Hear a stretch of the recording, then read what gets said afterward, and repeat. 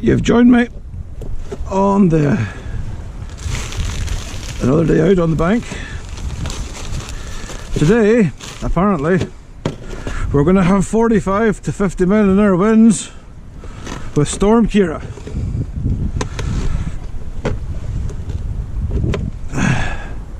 Let's see what today brings, eh?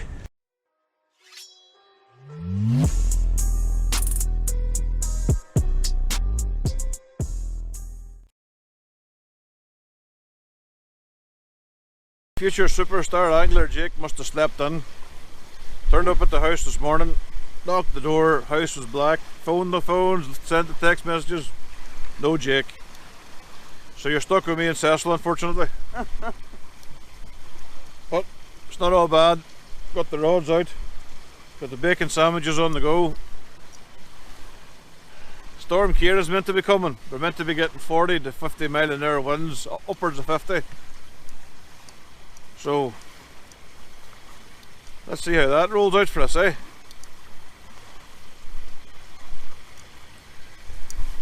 Gonna fry this, then we'll go through some more angling stuff. We're having to hide in behind the van today. Last week you seen me on the concrete stone old slipway across the road there. Today we're fishing at the other side of it. And we're scheduled to have Storm Ciara. I have 3 rods out, a popped up mackerel, excuse me, a rainbow trout, and a dyed orange roach. I've got Cecil fishing with me. Cyril's first ever proper time pike angling, so he's brand new to pike angling. So kind of going through how you do things and how you make traces and how you build stuff and all that sort of stuff. Kind of going through all of that. But it's not so bad. I've had a bacon sandwich. Can't start the day without a bacon sandwich. Had a couple of cups of coffee. Might have another cup of coffee, who knows, spoil myself. And let's see if anything comes along. Like I say, I was meant to have young Jake with me, but poor lad must have slept in. Still, I suppose that's the good thing about having an uncle that goes fishing all the time, is that there's always no time to go fishing.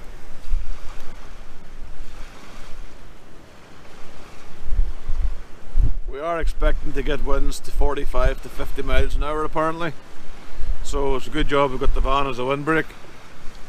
Even better job that I'm a bit of a fat bastard, so it's not likely to blow me over.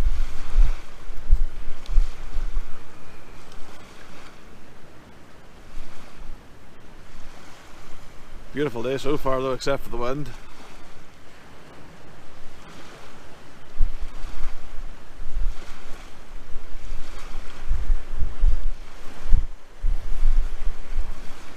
Some of you have noticed on the Facebook page where I talked about pike fishing competitions. I'm not a fan. I'll be honest, I'm not a fan. There's going to be one here on the Erne in April. I strongly disagree with putting pike in barrels. There's no justification for it. And if you're one of these people that turn up to fish these things to put pike in a barrel, then I'm urging you to take up golf. Really am.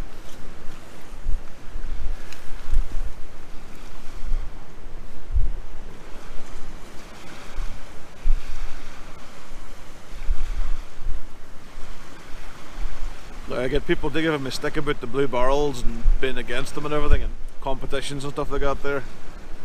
If you're going to have a catch a pike at a boat competition, put it in a retaining sling over the side. Get your stewards to come along and weigh your fish for you. Or if competitions absolutely have to happen, then why not do the approach where you're catching, you're measuring and you're photographing. I mean, those competitions work all over Europe. So you've caught the fish, you've measured it, and you've put it back in exactly where you've caught it. There's no stress in the fish. I'm not a fan of competition angling for pike full stop, but doing it just after they've spawned and then sticking them in a barrel, it's just no good. It's just another one of the problems that the pike on the Erne have to endure. But there's news coming in the pipeline, and it's very exciting news, and I can't break it just yet, but keep watching, because maybe in 3 or 4 weeks, maybe a little bit shorter, there's going to be some pretty substantial news coming about the Erne system. You just have to keep watching, folks.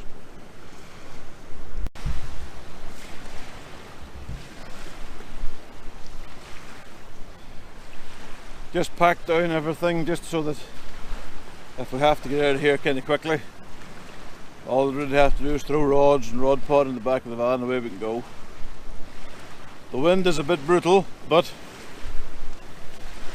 this is fishing in Northern Ireland.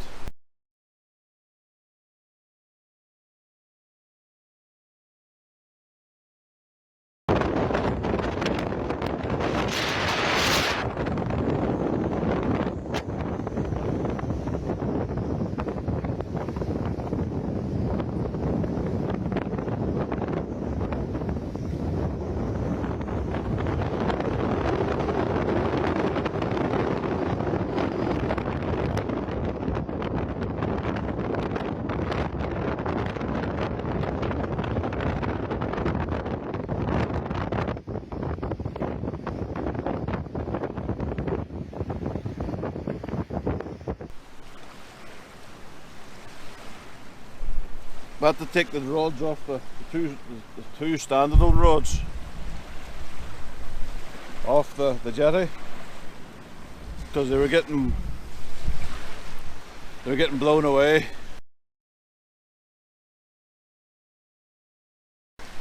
The 2 rods, one of them Cecil's, the third one's mine. Big orange roach. As the rod pod, I said, I've already screwed it down with the T-screws, Fox T-screws. It is definitely a windy day. The rain's just started, so I can deal with the wind, and the wind isn't a problem because we're using the van as like a windbreak, so everything's cool sitting down here. But once it starts to piss with the rain, just get everything ready to rock and roll. So if we have to move, we can move. Something else for you to have a look at.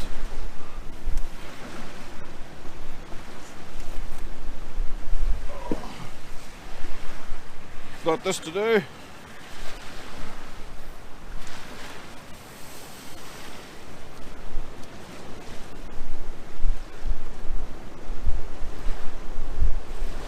All of the bump that goes with it.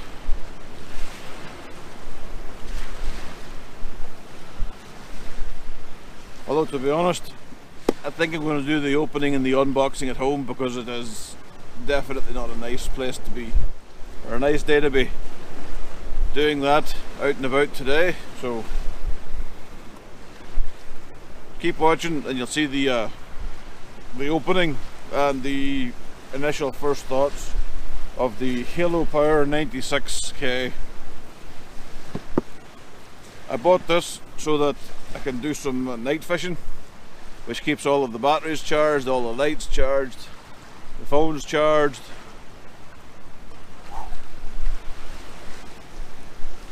Fishing has evolved an awful lot. I can remember when I first started going fishing and I was camping out overnight. You just put up a tent and you just fished. Now you need lights and you need communication. And you need to do live stream from the bank shenanigans to keep the YouTube crowd happy.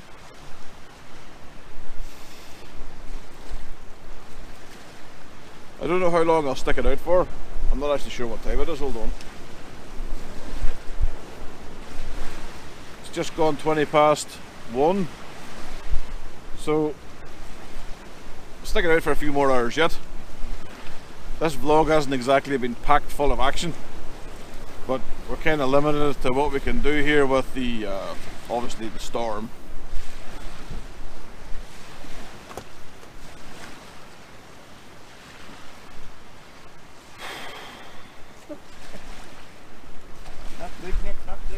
That's alright. It's pike fishing, what happens? It happens, it's right there. captains. No takes today. But at least you're modelling your new Pro Logic thermal suit. Fucking lovely, mate. See, next week you could get fucking 20 fish. Well, 20 takes, maybe 5 fish. That's fishing. It's just the way it is, buddy. I'm hoping next week it isn't like 40-mile-an-hour winds. Isn't it good to be out in the weather? Like?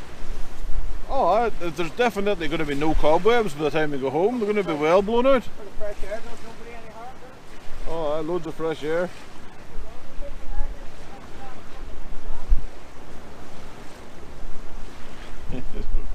Funny, man.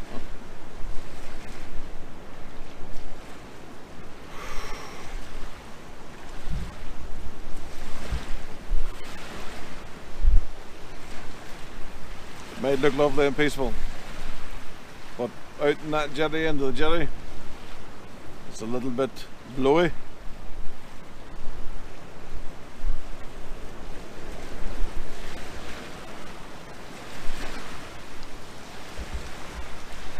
Gotta love pike fishing.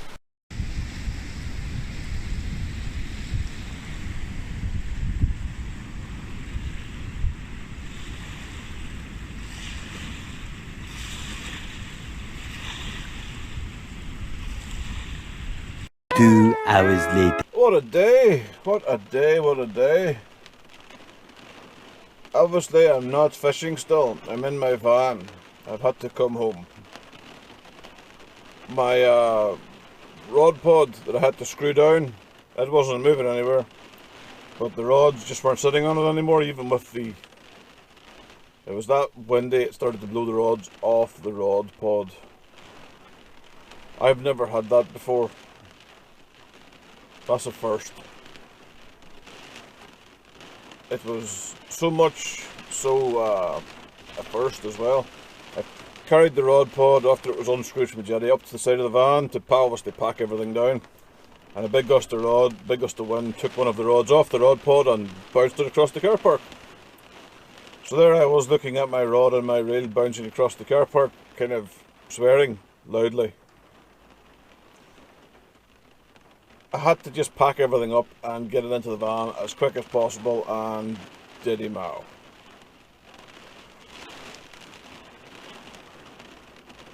Interesting factoid, diddy mow is a term that we use in the forces.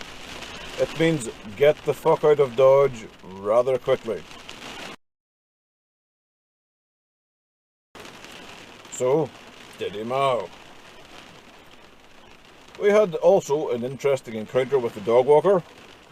That was fun. That was super fun. Dog walker come down in his Audi. Again, nothing against Audi wankers. I mean Audi drivers. Come down, parked up, let the dog out. Let the dog out of the boot, which always kind of annoys me when you see guys with big dogs in a small boot. You think, you know, what's wrong with having the dog in the back seats of your vehicle? You know, it's what we do. We have a big dog. But anyway, dog walker came down and proceeded to let the dog run around and do dog type things. And it was a nice big Labrador. Nice to see. Beautiful big dog. Big dog takes a turd in front of us. Do you think the dog walker picked it up? Let me spare you some mental confusion. No, the dog walker did not pick it up. He then, to add insults to injury, goes to the jetty that's across from where we were fishing, just literally kind of the other side of the car park, and starts to chuck stuff into the loch for his dog to go and fetch across the two lines that we were fishing. This caused a bit of an issue. He was told, you know, there's fishing lines there, and he came steaming across the car park to give us what for, and bumped and blowed and who the hell do you think yous are? It's like, Well, I'm fishing. If your dog gets tangled up into like fishing lines, it's going to have things like this. A wire trace stuck in it. Now normally I couldn't give a fuck about humans, but I actually have an affinity for animals. I quite like animals. And I wouldn't like to see an animal with like hook traces stuck in it. Even though that their owner's a complete dipshit, I still don't want to see the dog hurt. So, explaining this didn't really work that well. He wasn't so much listening, more kind of who the fuck do you think you are, and blah blah blah blah blah blah blah blah blah and all that shit. At no point did I get violent. At no point did I take my hands out of my pockets. I did kind of eventually get bored of dog walker and tell him to fuck off. You'd be surprised how quick a nice, audible, clear, concise fuck off helps things. Now, there's obviously a caveat with telling people to fuck off. Caveat being, you might not want to do it to your loved ones, like your wife, or your girlfriend, or if you're doing a Philip Schofield, your boyfriend. Why don't you want to tell your loved ones to fuck off? Well, I married a Northern Irish woman. They'd be feisty. Feisty. Let's run the scenario through. It's your turn to make the tea. Fuck off. What did you say to me? And then violence happens. No one likes violence. I don't like violence.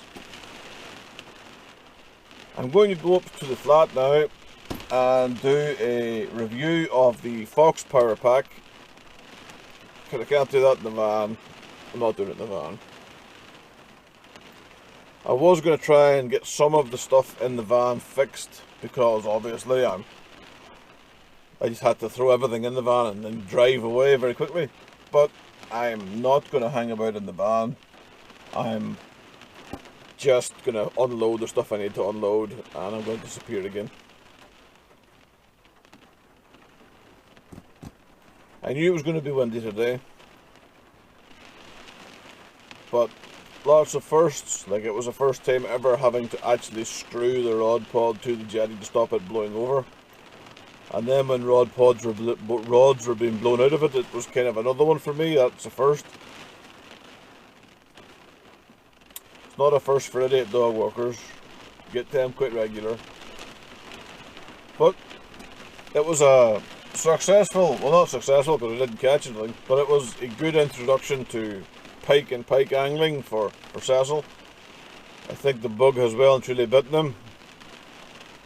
Cecil's like a very talented match angler, very, very talented match angler.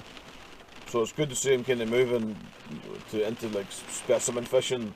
He's talking about doing some more carp fishing in the summer months. You know, again, I would far rather fish for specimen fish than fish for, you know, general course fishing. I wish that there was carp here in Northern Ireland, you know, but there isn't. So, you know, you just have to deal with what's in front of you. And what's in front of us is feeder fishing for bream and some tench. There's no real carp fishing here unless you want to travel, you know. But it'd be nice if our rivers had barbel and chub. I quite miss barbel and chub as well. When I was based in England, I really loved fishing for barbel. I thought they were awesome.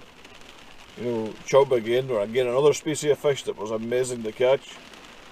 You could even catch chub on lures, which was something that just kind of blew my mind. One minute you're catching them on, you know, bread flake, the next minute you're catching them on little spinners, little meps. So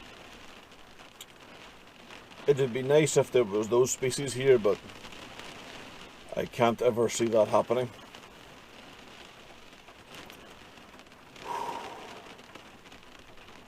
I suppose I could go out tomorrow. The weather forecast gives it to be identical conditions out to what it is today. So if I was going out tomorrow, I'd have to be going somewhere that I am very sheltered.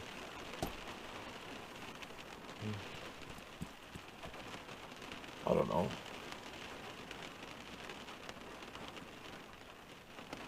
I don't think we'll go out tomorrow. I think tomorrow might just be a day for lazing around the house and chilling out. But I'll see you now in a minute when I go upstairs and I do the review for the Fox Power Pack.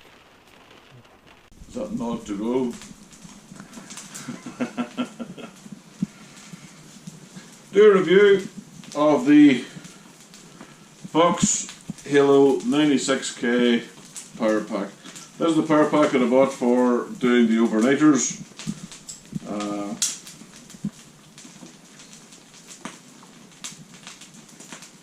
So that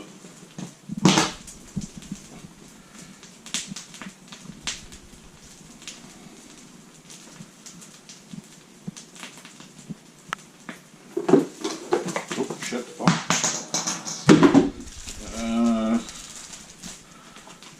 That will be the charging station. That will be the plugs. Okay, groovy. What was that just fell? That was the European adapter. I don't need European adapter. This turned off. It's just the screen. Press the screen. No, the screen. Okay. You have to forgive camera wife. Camera wife is new to being on camera or behind camera. Anyway. Instructions. You don't need instructions. Men don't need instructions. So there we have it. The 96K Fox Halo. It weighs 3 kilos. It's got two 12 volt ports. It's got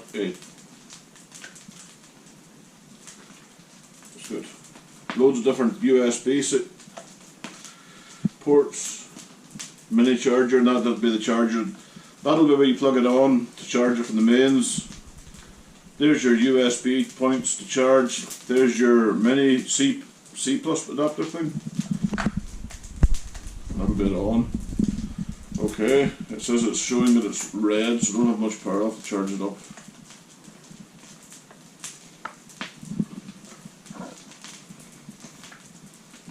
But no, 3 kilos, so it's a bit heavier than the last power bank that I had. It looks relatively well made. All of everything's waterproofed in it. This here is kind of like a light, so you get like light. But there we go. First impressions. This looks just the job for either battering off people when they come into my tent to try and have sex with me in the middle of the night, or for a go my stuff.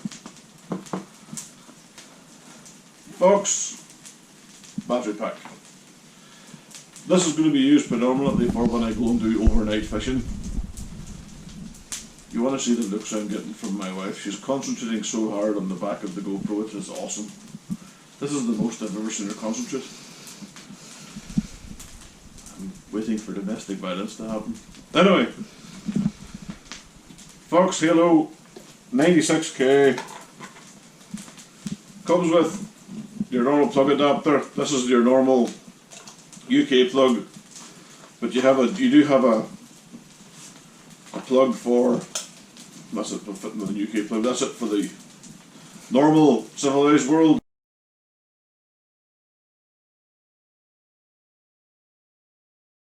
Yesterday, not the best day for fishing. Storm Ciara has widely flooded most of where I live, and downed trees, blown roof tiles off, and caused general mayhem. So, well done, Storm Ciara.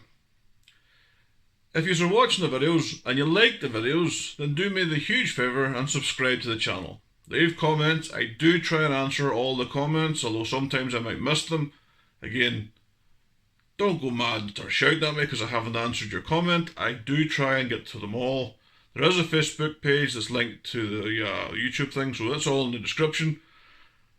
But thank you for watching the videos. It means an awful lot. So, thumbs up. Until the next time, cheers guys.